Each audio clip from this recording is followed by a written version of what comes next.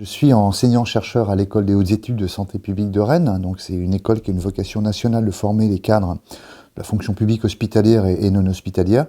Et donc je suis dans un département qui s'appelle Santé, Environnement, Travail, depuis maintenant 9 ans, pour lequel je porte en partie de l'enseignement à destination donc, de nos élèves, donc ingénieurs notamment, ingénieurs d'études sanitaires, et aussi des ingénieurs qui plus tard vont développer de l'activité en management des risques en santé-environnement, puisqu'on a un master dédié à ces formations, et puis aussi un master universitaire en santé publique et environnement. Pour ma part, je suis rattaché à une unité de recherche CNRS qui s'appelle AREN, et dans laquelle on est essentiellement, on va dire, porté par des disciplines de sciences humaines et sociales, puisque je viens des sciences humaines et sociales. Et on a des champs de recherche dans lesquels je m'inscris, qui se tournent autour de l'environnement et de la santé. Et pour être plus précis encore, en matière d'environnement-santé, qui est un sujet, un domaine vaste, j'aborde la question d'abord de la perception sociale des risques par les populations, c'est-à-dire comment les populations se représentent à un type de risque. Alors, il y a des risques qui sont perçus par les populations de façon assez évidente, flagrante, patente, parce qu'ils ont déjà expérimenté un facteur de risque. Alors, on va prendre, pour des exemples plus précis, par exemple, tout ce qui touche la perception, notamment autour du bruit. Le bruit est souvent déconsidéré comme un facteur de risque pour la santé, alors que c'est avéré aujourd'hui qu'il y a une incidence sanitaire liée à l'impact, l'exposition du moins prolongée des populations au bruit. Donc, pour prendre cet exemple-là. Il y a aussi des risques en santé-environnement beaucoup moins faciles à percevoir, ce que j'appelle l'imperceptibilité des facteurs. C'est par exemple les micropolluants dans l'eau. Ça n'a pas d'odeur, ça n'a pas nécessairement de goût. Là, comment se rendre compte qu'on a une eau chargée en contaminants ou une alimentation chargée en contaminants pour lesquels on risque d'avoir à terme, à moyen ou long terme, des risques, des effets sur la santé. Le deuxième volet, c'est sur, on va dire, les inégalités sociales en santé, puisque ma formation d'anthropologue m'a amené à être confronté dans mes études, dans mes travaux, notamment d'enquête de terrain, à des situations très contrastées, ce qu'on appellera des disparités territoriales dans les facteurs d'exposition des populations aux risques en santé environnementale, par exemple. Je vais prendre un exemple sur une agglomération, sans nécessairement la nommer. Il peut y avoir une zone d'activité industrielle historiquement installée et qui a sur son pourtour, dans son environnement proche, une population riveraine installée depuis quasiment plusieurs décennies, 30 ans, 40 ans, et qui a été exposée quand même durablement à ces incidences ou à ces facteurs de nuisance et qui peut être affectée à moyen et long terme aussi dans sa santé, souvent respiratoire, souvent des émissions atmosphériques qui ont pu l'affecter, le bruit, mais aussi un facteur anxiogène, on l'oublie toujours. Vivre en face d'une installation industrielle peut avoir un effet anxiogène sur les populations. Alors soit il y a un déni ou une occultation pour ne pas justement en souffrir, en pâtir, soit au contraire, on peut avoir un effet insidieux souvent chez les populations, avec un empêchement dans le sommeil, par exemple, ou une hypervigilance des personnes au moindre détail du changement dans sa vie quotidienne. Voilà comment travaillent les anthropologues, les sociologues, sur une approche qui peut être de la perception des risques, mais aussi sur les disparités de territoire parmi les publics résidents. Et le troisième volet que j'ai développé depuis une habilitation à diriger des recherches, donc depuis maintenant 5 ans, c'est l'urbanisme et la santé environnementale, dans le sens où nos documents de planification et d'aménagement sur les territoires urbains, mais pas que, s'avèrent aujourd'hui orienter les équipements ou l'implantation ou l'installation des populations dans des conditions qui peuvent être défavorables à leur santé au sens général, au sens global de l'OMS, ou être des environnements plus favorables à leur santé. Et là, on rejoint les autres domaines, puisqu'à un moment donné, s'il y a des disparités territoriales, c'est qu'il y a bien eu des décisions politiques d'installer, d'implanter, d'aménager les espaces sur lesquels on va faire cohabiter, parfois, à la fois les activités facteurs de risque et de nuisance, mais aussi des populations qui sont bénéficiaires, bien entendu, dans un premier temps, d'une offre d'emploi, d'activités, d'infrastructures dont elles s'estiment être les premières bénéficiaires, mais on se rend compte qu'à la longue, elles vont en être aussi, elles vont être désavantagées par ces implantations à risque. L'urbanisme, c'est un domaine scientifique d'intervention très interdisciplinaire. Alors, c'est un métier, hein, on a des urbanistes dans les collectivités territoriales, qui est voué à définir les modes d'occupation des espaces, qu'ils soient urbains ou non urbains d'ailleurs, en fonction d'un usage. Par exemple, pour du résidentiel, pour de l'activité économique, pour de l'infrastructure. Et donc, c'est pas en soi l'urbanisme qui a une influence sur la santé, puisque c'est on va dire, c'est un ensemble de concepts et de pratiques qui d'ailleurs mobilise des acteurs qui ont un métier, une profession, qui exercent une profession, et qui en même temps un champ interdisciplinaire. C'est pas le métier en soi qui a une incidence sur la santé, c'est le mode d'occupation de nos espaces de vie qui peut avoir une incidence ou orienter, on va dire, des modes de vie, des comportements, ou être plutôt des facteurs d'exposition à certains risques. Alors, je vais prendre un exemple. Souvent, dans l'urbanisme, on va avoir à définir des infrastructures, par exemple, d'accessibilité, de mobilité, qui vont être des infrastructures routières, mais pas que, des infrastructures aussi de type ferroviaire, des passages aussi pour des piétons, des voies piétonnes. Et à partir de là, dès lors qu'on aménage cet espace-là, on va créer une activité. C'est l'activité elle-même qui peut être génératrice de risques.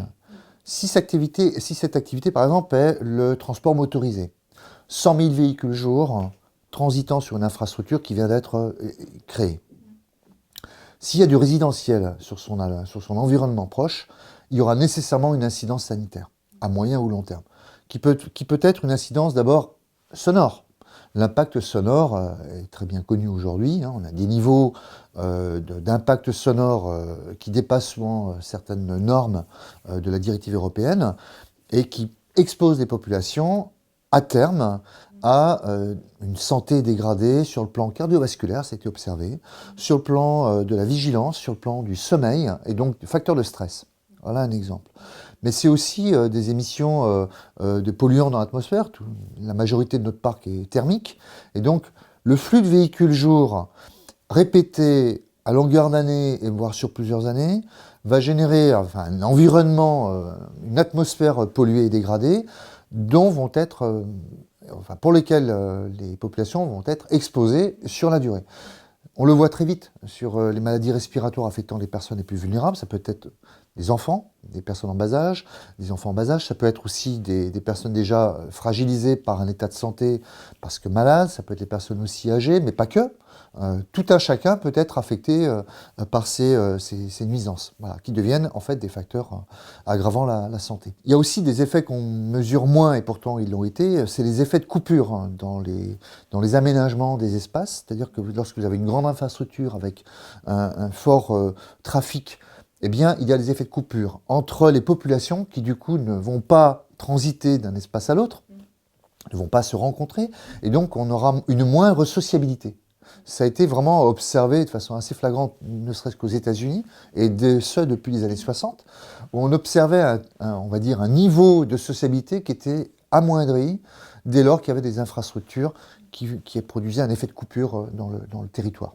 Voilà, pour donner un exemple. Alors, il y a un travail qui a été mené par l'École des hautes études de santé publique depuis 2013. Donc, c'est un guide pour un urbanisme favorable à la santé qui a été porté par l'école et par le département santé, environnement, travail et qui a apporté vraiment une première base à une définition de ce qu'est un urbanisme favorable à la santé, inspiré quand même des travaux de l'OMS, notamment de Barton et de Sourou dans les années 2000, qui avait ouvert ce domaine intéressant où on articule deux idées, deux représentations et deux champs disciplinaires qui apparemment n'ont rien à voir ensemble, l'urbanisme et la santé. Et le rapprochement de ces deux domaines et des compétences qui y sont associées a permis de définir quand même une sorte de... Alors je vais aller plus loin, ce n'est pas un simple inventaire de tous les déterminants de santé qu'on peut reconnaître dans la lecture des documents d'une approche globale de la santé de l'OMS, mais effectivement, il y a des déterminants environnementaux de la santé qu'on retrouve dans l'aménagement urbain. Et donc là, on en a fait effectivement un inventaire. J'ai parlé de la qualité de l'air, on pourrait parler donc bien sûr du bruit, mais aussi de la qualité des sols. Tout dépend du choix de l'installation. Imaginez que vous ayez une zone industrielle historique qui a eu 50 ou 100 ans d'activité. Les sols ont été fortement impactés par cette activité sur la durée, et le fait de changer d'usage, de passer d'une activité industrielle à une activité d'une implantation résidentielle, peut exposer la future population qui y vivra à des éléments déjà contenus dans les sols susceptibles de produire des effets délétères. Donc là, c'est une vraie préoccupation aujourd'hui, notamment sur l'importance qu'on a du renouvellement urbain et de renforcer l'offre du logement, donc d'aller dans des espaces urbains vacants ou de reconstruire sur la ville. C'est aussi aller sur des espaces qui ont eu peut-être une activité et on va dire des antécédents de pollution, de site. Donc c'est pas anodin. Mais on peut aller aussi plus globalement sur ce que j'appelle des espaces promoteurs de santé. C'est-à-dire qu'on peut voir la ville de façon, comme un facteur impactant la santé, le bruit, la pollution de l'air, la pollution des sols, la densification qui fait que les populations elles-mêmes vont être beaucoup plus exposées en nombre d'individus et puis par peut-être la proximité fait que c'est plus difficile de cohabiter. On va avoir des facteurs de concentration de pollution plus importants aussi sur certains lieux. Et du coup, il y a des éléments qu'on oublie. Par exemple, un espace qui va être aménagé avec de la verdure, des espaces paysagers, a un effet apaisant sur les populations par la diminution acoustique, qui vont aussi avoir un effet incitatif à des activités, par exemple, de type sport, activité physique, détente, loisirs. Et ça, c'est aussi important de le prendre en compte, de ne pas toujours raisonner en termes de réduction de risque sur l'aménagement, mais aussi de facteurs d'incitation à avoir un comportement promoteur de santé. Donc ne serait-ce que faire de l'activité physique, on observe aujourd'hui qu'il y a une incidence sur la santé des populations qui est liée à une forte sédentarité. On a des modes de vie de plus en plus sédentarisés, puisqu'on passe, mettons, d'un logement dans lequel on circule peu, à des activités qui sont souvent passives, sur écran, puis à un mode de transport motorisé sur lequel on n'a pas beaucoup d'activité physique. Et on voit bien que la part dédiée à l'activité physique a été très, très sérieusement réduite. Donc il faut remobiliser les individus pour, c'est le fameux slogan bouger et manger, quoi. Voilà. Et ça, c'est important d'avoir des espaces dédiés à ça. Mais il faut qu'ils soient attractifs. Il y a un isolement qui peut être géographique, éloignement des centres d'activité, qui n'est pas nécessairement un éloignement social. Après, ce sont deux facteurs différents. En ville, vous pouvez ne pas être isolé physiquement, géographiquement, puisqu'il y a une densité de population élevée, et néanmoins, vous avez de l'isolement social. C'est-à-dire qu'il n'y a pas de liens sociaux établis au quotidien, dans le suivi de la vie, parce que des situations de rupture familiale, professionnelle, sociale, et qui créent un isolement renforcé de sociabilité. Bon. Ça, c'est une incidence sanitaire avérée, l'isolement social. Maintenant, le rapport de l'OMS qui a été produit sur le sujet montre bien qu'on a des personnes affectées sur le plan de la santé et mentale et physiologique du fait de leur isolement social. Ce n'est pas seulement l'isolement géographique, c'est ça que je voulais dire. Mais on peut avoir les deux. C'est-à-dire dans le monde rural dont vous me parlez, effectivement, il y a un isolement géographique par éloignement par rapport à des services, par rapport à des populations, mais qui se renforce avec un isolement social. Là, la question qui se pose aujourd'hui, c'est comment on crée du lien? Comment créer du lien social? À partir de quoi?